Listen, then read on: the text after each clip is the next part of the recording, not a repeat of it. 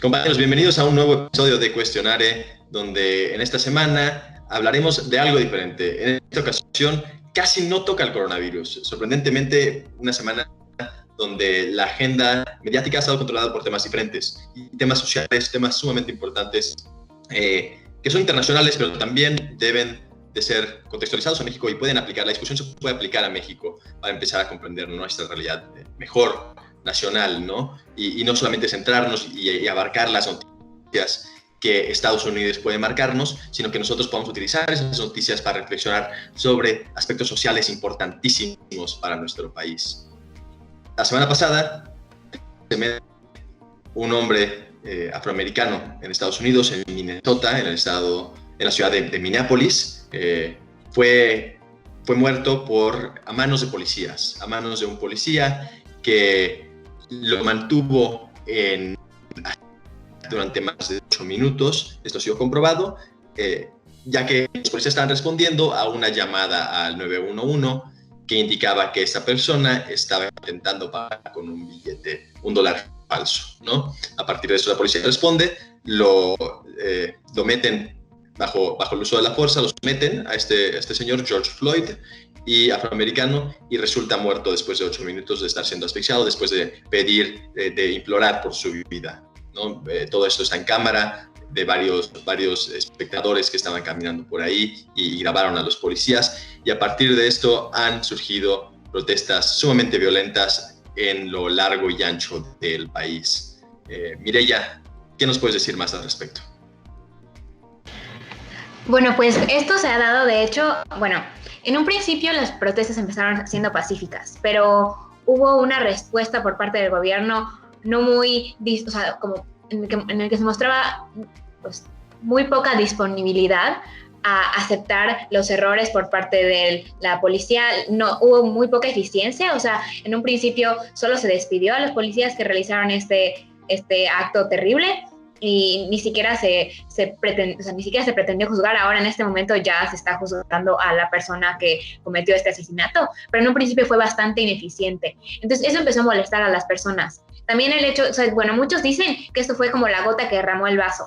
Entonces ya había bastante descontento debido a cómo se ha manejado la crisis del coronavirus, y también la parte racial es como súper importante a lo largo de la historia de Estados Unidos. Entonces hay como que mucho descontento generalizado. Además, pues también ha sido impulsado por el discurso bastante racista en muchos casos de Donald Trump, y que en este momento también se mostró bastante, pues no sé, no mostró mucho apoyo, mucha empatía ante este suceso. Entonces eso causó mucha molestia, y las protestas que en un principio fueron pacíficas se fueron tornando violentas, y hemos visto eventos pues bastante pues que llaman mucho la atención, que se ven en las redes, que quemaron la estación de policía de Minneapolis, que han asaltado tiendas, y pues se han hecho muchas cosas así, que esto no es algo nuevo, es algo que se ha visto a lo largo de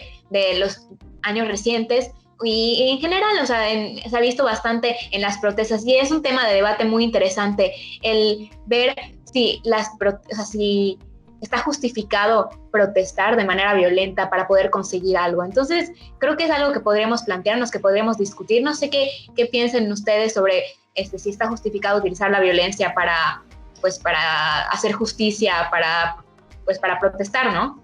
Oye, qué pregunta. La verdad es que yo creo que centrales, así lo habíamos planeado, y sí, me parece que Camila aquí debe tener alguna opinión bastante fuerte. Camila, ¿vale la pena protestar para exigir el cambio social que merece un país? Y vale la pena cuando es una situación que realmente parece ser que está en los corazones de muchísimos americanos, como el asesinato de otro hombre afroamericano más, como lo es constantemente.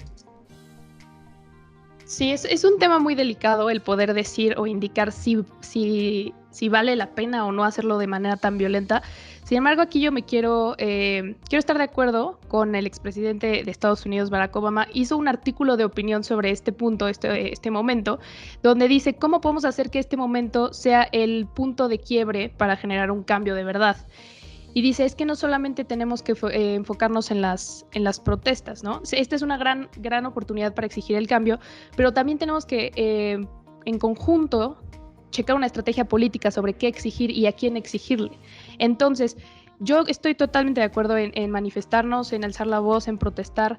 La forma violenta, yo no estoy tan de acuerdo. ¿Por qué? Porque ya hubo grupos oportunistas que atentaron en contra de propiedades privadas que no tenían nada que ver con el asesinato, que no tenían... pues sí, que no pusieron mano y que no cometieron el crimen que a lo mejor el policía sí, que se vayan en contra de la estación de policías. Lo siento más razonable, pero ha habido gente que han entrevistado que ha sido dueña de negocios pequeños, en donde se los han destruido, han entrado por cosas, y estos pequeños grupos de choque, bueno, no son de choque, son los mismos grupos que están manifestándose, pero están siendo oportunistas, van a quitarle credibilidad a las protestas y a las manifestaciones. Entonces yo concuerdo con lo que dice Obama en su artículo. Dice, si que realmente queremos que nuestro sistema judicial cambie y que queremos una sociedad americana más ética y más, pues más capaz de criticar este tipo de acciones, tenemos que poner el ejemplo. Entonces yo por eso estoy de acuerdo totalmente con las propuestas, pero no con la propuesta de violentar pues la propiedad de las demás personas, de personas que no están involucradas. Y creo que ahí Natalia también tenía un punto un poco distinto. Sí, pues yo creo que el protestar, que no hay una manera correcta de protestar. O sea, cuando una persona se queja y sale a las calles para exigir sus derechos y para exigir ser oído, es porque de trasfondo, históricamente, ha habido pues como muchos descontentos o muchos problemas. Sí es verdad que el asesinato de George Floyd fue la gota que derramó el vaso, pero también viendo la historia de Estados Unidos, o sea, la discriminación racial y los políticos racistas, el sistema de justicia racista, la falta de acceso a oportunidades para las personas afroamericanas, pues, o sea, es grandísima la brecha. Entonces, pues las personas están cansadas y cada uno tiene su manera particular de hacer notar este enojo. Hay personas que van y se sientan, hay personas que se ponen de rodillas, hay personas que hablan en los medios y exigen y dicen que por qué está enojado, y hay otros que simplemente tienen la necesidad de quemar y tienen la necesidad de gritar y tienen la necesidad de llorar. Entonces, yo creo que la injusticia ha sido algo larguísimo, histórico, y hay muchas personas que han intentado cambiarlo pues de diferentes maneras, y no creo que sea justo desprestigiar la manera de protestar de unos contra la manera de protestar de otros. Yo no me atreví a dar mi opinión, ahora sí lo haré en cuanto a la violencia en las protestas. Primero, me gustaría decir, entiendo el punto, Camila, de que crees que deberíamos de irnos más por una vía política, ¿no? Y armar un plan político con la redundancia, con esas mismas propuestas y establecer un camino para después asegurar el cambio en el sistema. Sin embargo, no me convence, no estoy completamente convencido. Creo que las protestas y hasta eso, el sí salir a las calles y gritar y prender las cosas en fuego es una forma de mantener el interés vivo, de mantener la pasión viva en la gente, de mantener la inflamación y la indignación, ¿no? La indignación, este gran sentimiento de querer cambiar las cosas. Y es a través de eso que se crean las propuestas políticas. No creo que las propuestas políticas deberían de ser el medio, sino el fin de estas protestas, ¿no? Me pareció interesante lo que dices, Nat. Te refieres a una brecha sistémica en oportunidades, y estoy completamente de acuerdo. Creo que muchísimas minorías en Estados Unidos es muy sencillo de ver que sufren de una brecha sistémica de oportunidades. Y entonces ese asesinato es una gota que derrama el vaso y que enciende los corazones de muchísimos y los fuerza a salir a las calles. Y por último, me gustaría decir mi opinión, que yo sí lo entiendo. Entiendo por qué la gente prende las cosas en fuego. y entiendo el dolor de la gente cuando se trata cuando suceden ese tipo de acontecimientos sumamente tristes y sumamente dolorosos. Y sí sé de dónde nacen, pero yo también estoy de acuerdo en eso con Nat, con Camila. Creo que no es la forma más correcta. Creo que hay tipos de violencia que son permitidos y tipos de violencia que no lo son. Sin embargo, difiero en cuanto a la propuesta política exclusiva. Ahora me gustaría platicar de otro tema un poco para ir medio salteándole, y si alguien quiere volver a opinar de adelante, ¿no? Esto es una conversación libre. Y es sobre algo que dijo Mireia. Mireia se refirió a que la raza es un elemento clave en la historia. Y me parece importantísimo recalcar eso, sí lo es. Pero en México no parece que sea un elemento tan clave. Y casi no hablamos de racismo en México. Y me parece muy interesante eso, que la raza casi no se toca y se disfraza más como algo de clase. ¿Qué opinas de esto, Cam? Bueno, pues primero quiero aclarar el punto, porque no quiero dejar que la gente piense que yo estoy en contra de que se queme o se destruya lo que se tenga que hacer para que puedas manifestarte. Sin embargo, yo lo que aclaro aquí es que hay negocios locales, hay negocios muy pequeños que fueron quebrantados y que fueron saqueados ¿Por qué? Porque estaba siendo parte de una revuelta, perdón, pero la gente que es dueña del negocio le va a tardar mucho para recuperarse. Entonces yo creo que si hay que ir en contra de algún edificio, algo que quieras quemar, algo que quieras violentar, que no sea propiedad de la gente de tu mismo pueblo, ¿no? Al final estás exigiendo justicia al gobierno. Entonces, ¿estarías más de acuerdo con que se queme una estación de policía o un negocio de una empresa transnacional? ¿Un Walmart? Pues si es la necesidad, como decía Natalia, si es la manera de expresarse de las personas, yo en lo personal no iría a prender fuego a eso, pero bueno, ese es algo mejor, algo que yo estoy pensando. Pero si la gente ya está decidida en hacer eso, en causar ruido, en generar visibilidad, pues sí, hazlo en contra de la gente que quieres que te responda, o sea, el gobierno, ¿no? No lo hagas en contra de tu mismo pueblo, que pues al final quieres justicia para tu mismo pueblo. Entonces, no te vayas por ese lado violento. Y antes de pasar a la siguiente pregunta, no sé si Mire quería agregar algo, estaba por ahí. Sí, de hecho, bueno, no sé si dije mi punto de vista sobre este tema en un principio, pero bueno, quería más o menos mencionar algo antes de pasar al siguiente tema, que como dice Julián, entiendo yo también, y creo que todos entendemos la razón por la que la gente está reaccionando de esta manera.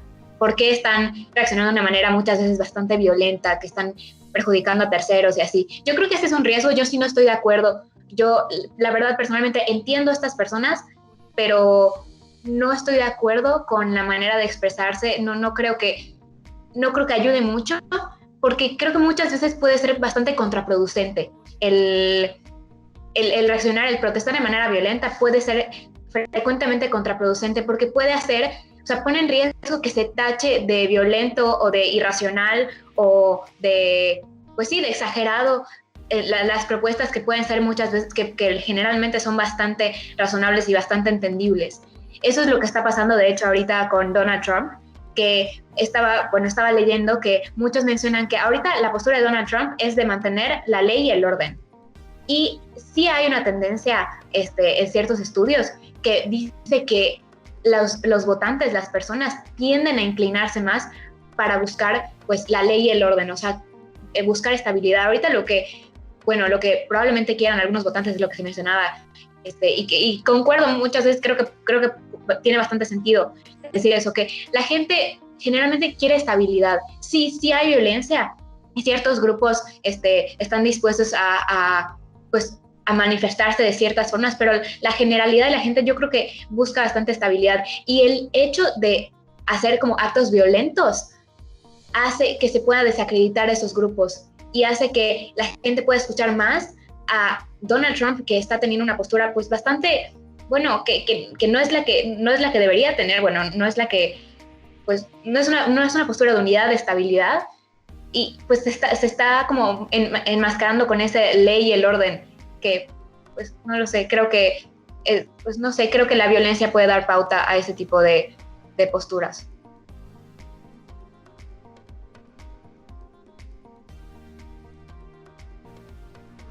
Y me parece que Nat quería decir algo sobre esto. Sí, pues nada más señalizar como de dónde vienen las protestas. O sea, una protesta sí es un estallido de violencia y sí queman y sí rompen, pero es por la violencia que ha venido detrás de ese movimiento.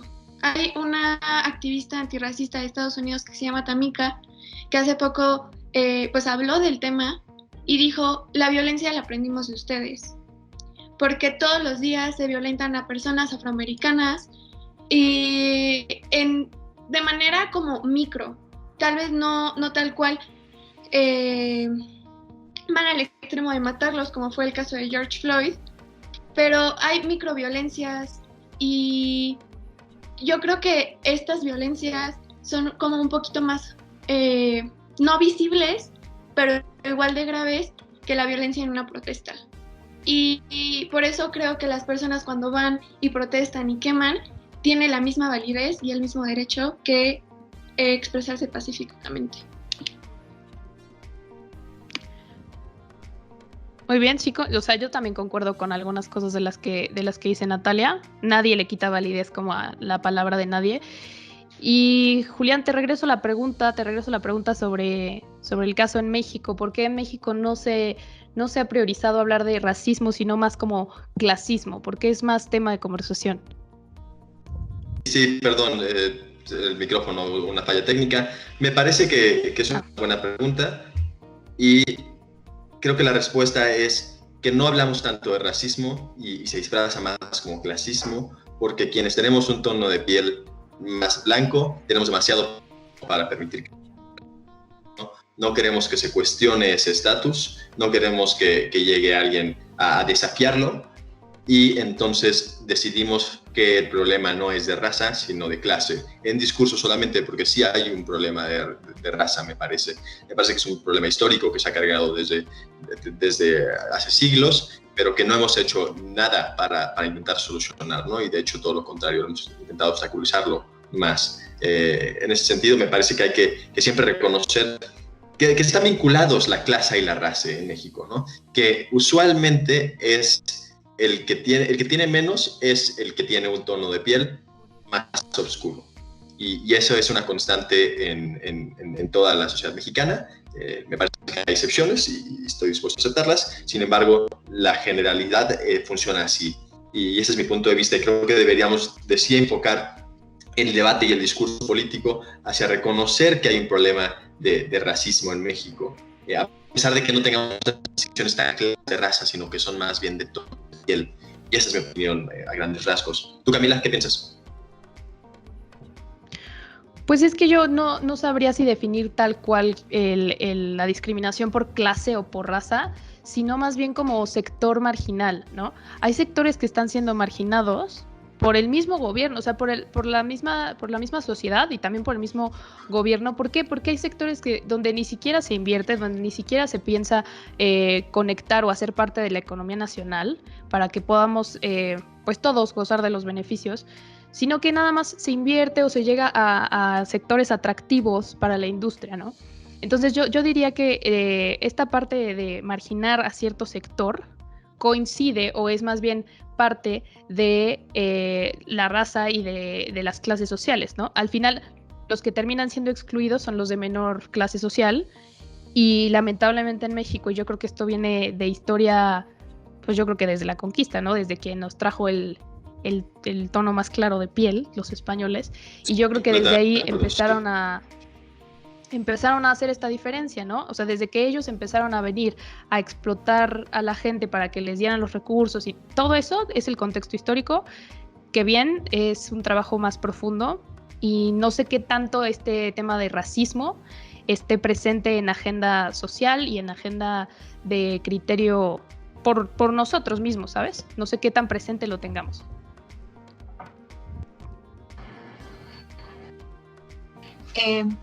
Bueno, quisiera yo igual más o menos decir sobre este tema. Yo creo que algo muy relacionado con, o sea, bueno, algo que, o sea, más que nada la razón por la que el tema del racismo suena mucho más en Estados Unidos o en algunos otros países, yo creo que tiene mucho que ver con la cantidad de gente. Es decir, o sea, la proporción de la gente que es marginada por su raza.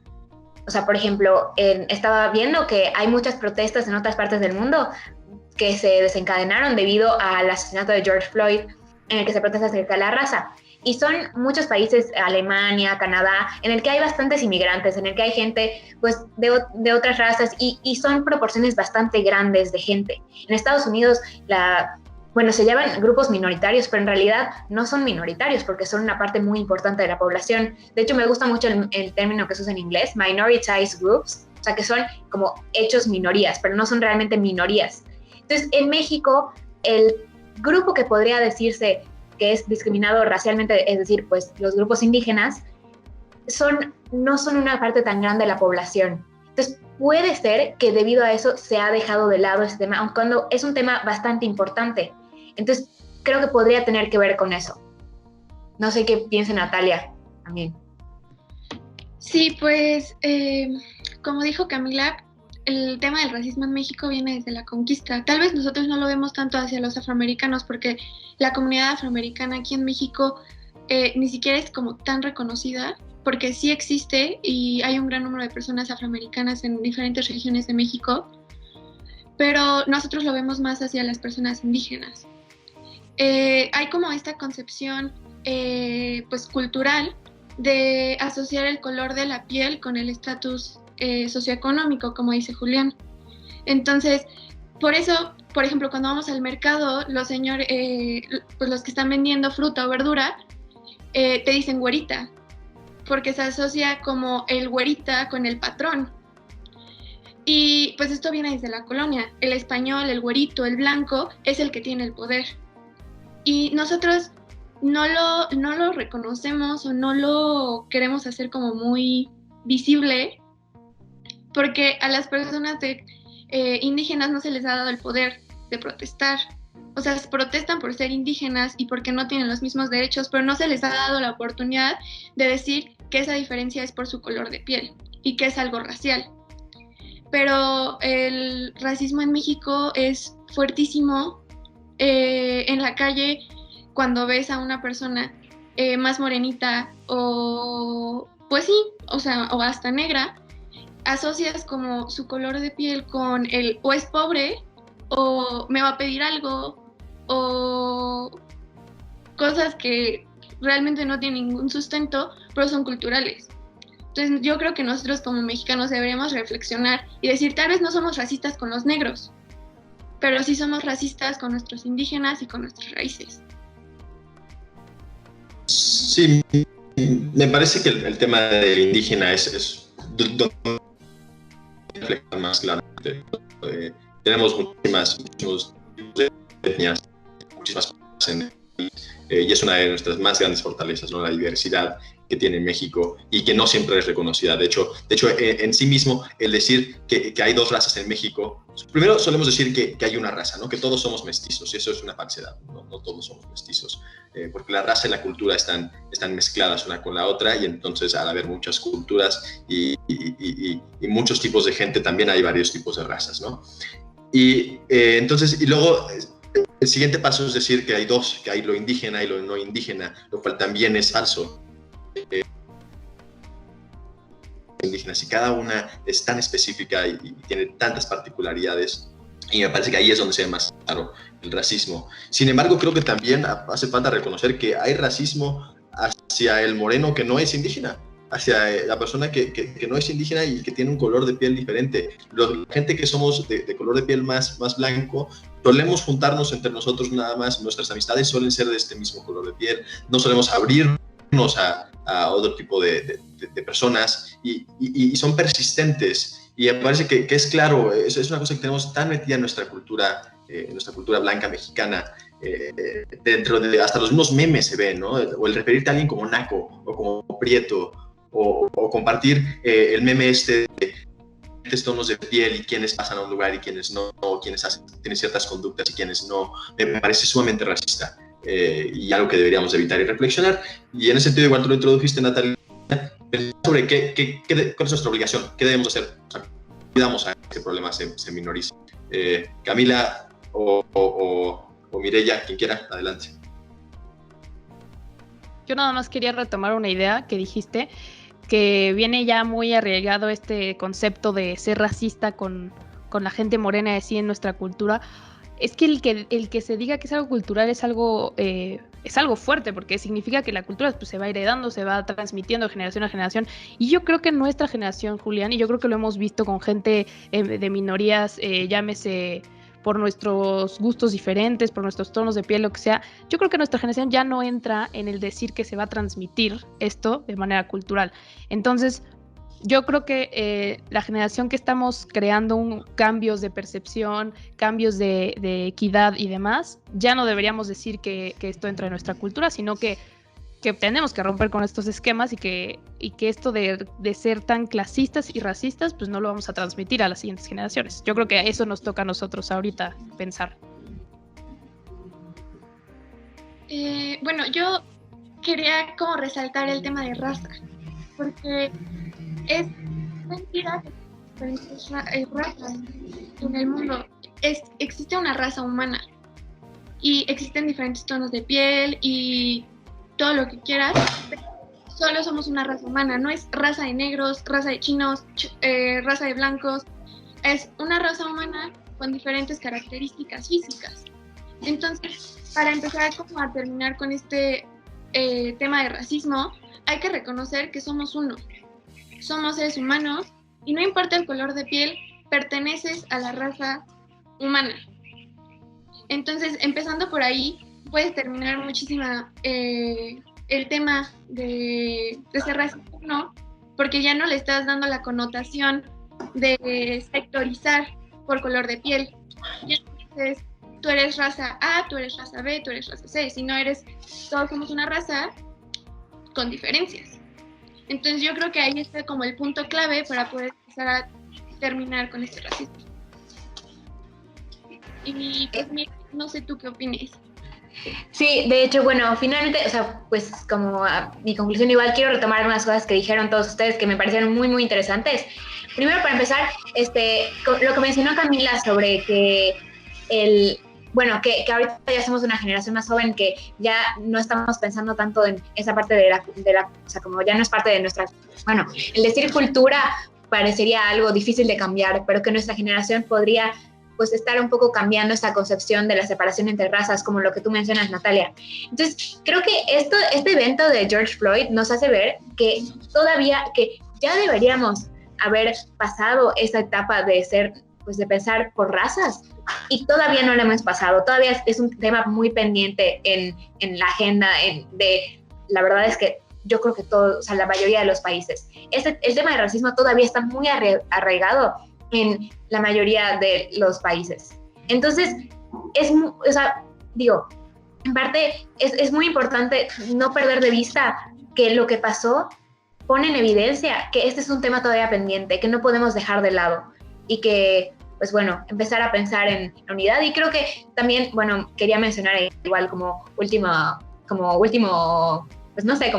pensamiento que, bueno, recientemente se ha hablado mucho sobre que el coronavirus tal vez va a separar un poquito más a los países, que va a crear un poquito más de división en un mundo que está globalizando cada vez más, que ponía en riesgo esa globalización. Y creo que el tema del racismo y ver la empatía que ha surgido en otros países nos hace ver que no va a haber tanta división como se ha pensado, que todavía queda bastante empatía y bastante unidad en la humanidad. Digo, hay bastante división también, pero también hay unidad y también como hay esperanza. Entonces creo que, bueno, quisiera terminar con ese comentario que me parece interesante. Me parecen tres conclusiones geniales, la de los tres. Yo estoy en desacuerdo con Camila, suelo estarlo, es chistoso, casi siempre estamos en desacuerdo. Yo creo que esta generación expresa sus particularidades racistas de forma diferente, pero no la expresa menos. Creo que somos sumamente racistas todavía. Creo que desde nuestras amistades, nuestro concepto de belleza me parece algo súper interesante. ¿Por qué concebimos todos a la mujer blanca como lo bello y al hombre blanco como lo bello, ¿no? Y de construir eso, creo que hay muchísimas cosas que hacen falta. Creo que las clases sociales en nuestro país están sumamente divididas por tonos de piel y pues me parece interesante igual reflexionar sobre qué podemos hacer. Hay una historia que suelo contar cuando hablo de temas sociales, los temas sociales como este, que es que yo recuerdo cuando estaba en tercero de primaria que un amigo aventó un lápiz a la maestra, ¿no? Mientras la maestra estaba escribiendo y se lo aventó, y la maestra volteó y me regañó a mí y me corrió del salón, ¿no? Yo llegué a mi casa llorando, le dije a mi mamá, mamá, es que no es justo, y mi mamá me dijo, pero es que el mundo no es justo. Justo, pero estoy orgulloso de decir que creo que no tomé la sugerencia de mi mamá y no me acostumbré a que el mundo no es justo. Y creo que el mundo no sea justo es la mejor excusa para pelear por la justicia. No vivimos en un mundo justo y ese es el motivo para pelear por la justicia y exigir que las cosas cambien. Y pues bueno, muchas gracias a todos, muchas gracias Camila, Mireia, Natalia, la invitada del día de hoy. Geniales participaciones y con esto nos despedimos. No se todas las semanas a Questionare por TV Lab.